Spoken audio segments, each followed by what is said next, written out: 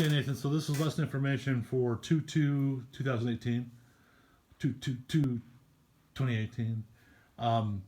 Be sure that when you're planning your practice time, see if you can find some bedrock time, an hour or an hour and a half that you know you can get access to instruments in this room 2 or 3 times a week.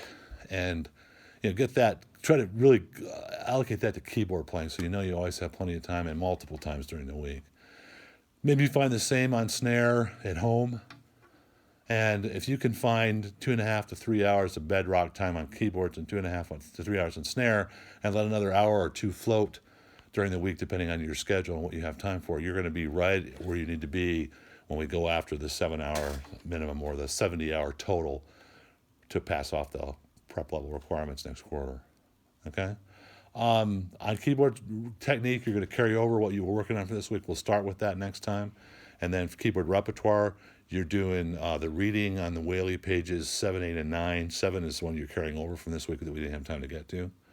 On snare drum, you're doing the new vamp exercise based on my single stroke exercises, the first 2 pages of my snare exercises. And actually, I just want you to work through 1 through 16 this week. Get the first 16 patterns, or you don't have to go through all 40 or whatever there are with the vamp exercise. Okay.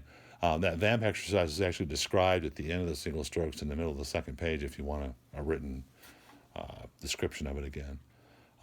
Always do the vamp, the 2 measures of eighth notes with your hand that ends the previous exercise, and keep on going.